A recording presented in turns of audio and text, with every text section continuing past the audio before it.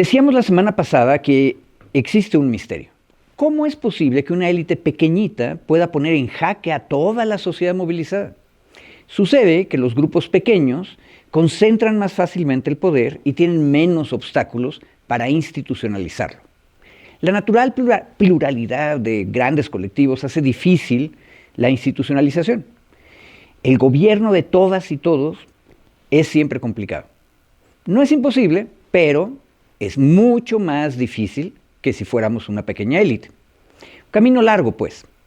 En Occidente llevamos 1300 años tratando de generalizar las muy buenas experiencias cara a cara de asambleas ciudadanas en Italia, de municipios campesinos en Castilla, de hermandades de defensa en lo que era el Reino Franco y de las vetches eslavas en todo el oriente de Europa. Pero son las organizaciones populares y horizontales, esas, las que confrontaron a los líderes armados individuales tanto como a los pequeños grupos de comerciantes desde hace un milenio.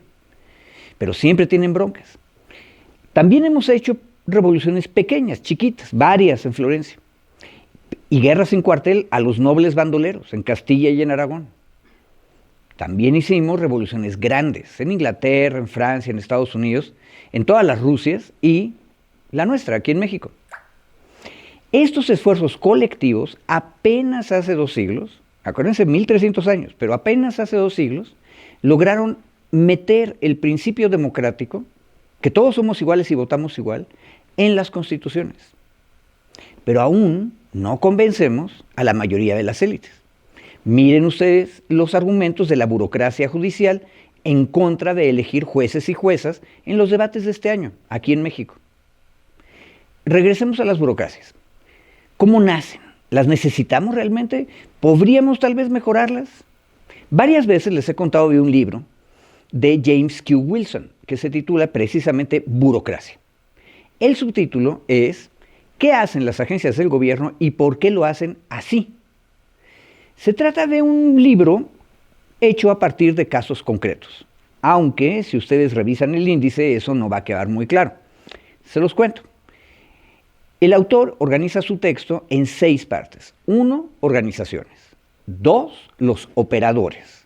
3, los administradores. 4, los ejecutivos. 5, el contexto. Y finalmente 6, el cambio.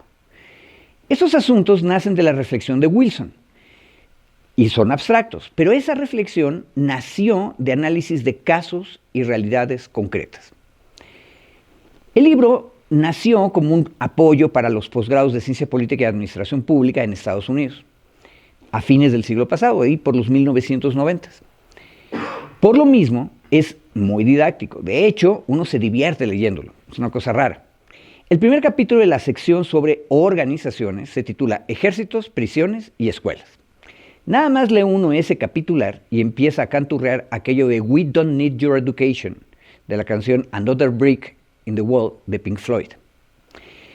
Pero el primer caso concreto ahí en ese lugar nos muestra que Wilson en realidad conocía las canciones de Pink Floyd y estaba de acuerdo con ellas. Es más, deberían cantarse en ejércitos, prisiones y escuelas, si es que queremos que esas burocracias funcionen mejor. ¿En beneficio de quién? Del colectivo. Bueno, Wilson nos dice que la sabiduría popular sobre la Segunda Guerra Mundial, vean este ejemplo, enseña que Alemania nazi venció a la Francia de 1940, en aquellos días los más oscuros de la democracia moderna, porque su ejército, el alemán, estaba motorizado. La Blitzkrieg, o la guerra relámpago, dependía de cientos de tanques y aviones de combate modernos. Wilson nos aclara que eso es propaganda nazi. En 1940, 90% del ejército alemán se movía al lomo de caballos y mulas, en carretas.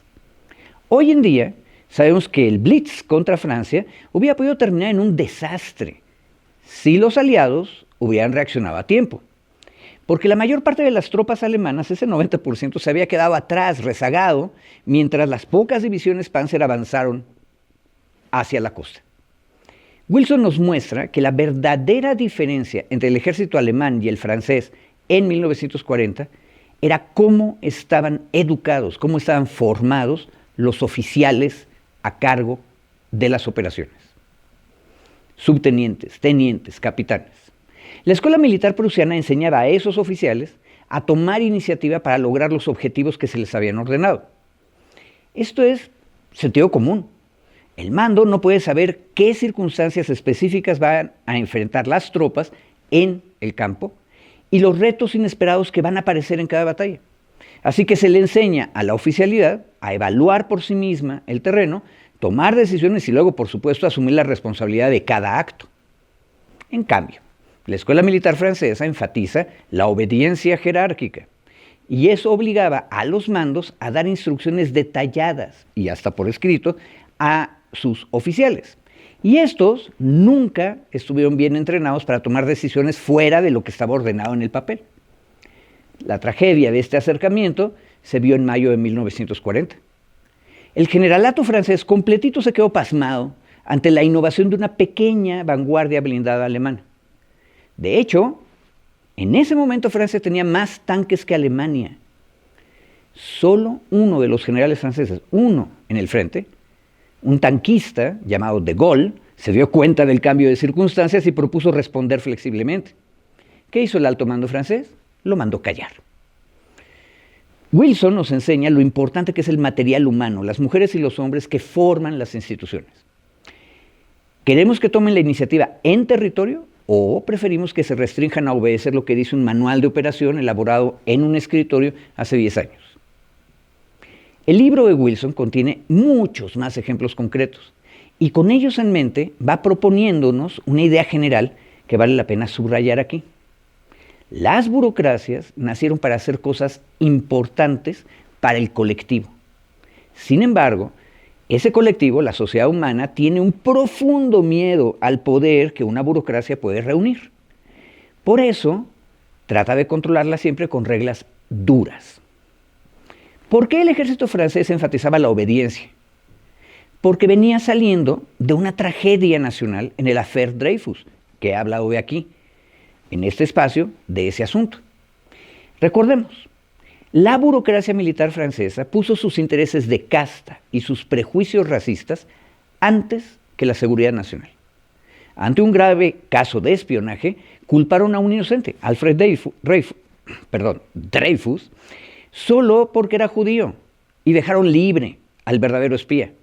¿Por qué? Porque era un noble francés muy bien parado en la alta sociedad de la época. Entre los defensores de Dreyfus, los Dreyfusards, estaba quien después va a ser el líder de Francia en la Primera Guerra Mundial, Clemenceau.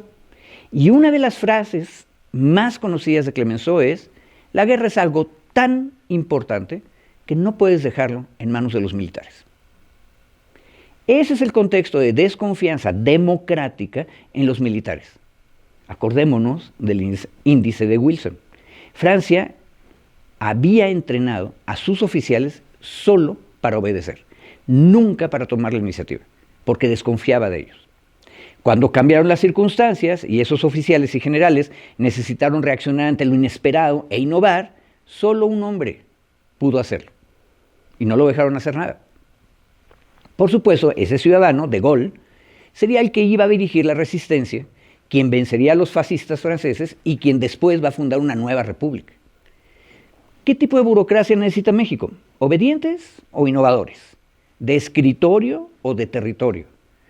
¿Cómo hemos entrenado hasta ahora a nuestras burocracias, a las que tenemos hoy en día? ¿Quiénes fueron su pie veterano? ¿De dónde vinieron? ¿Cómo se han desarrollado? Todas esas preguntas, sin embargo, merecen ser tratadas en otra ocasión. Muchas gracias.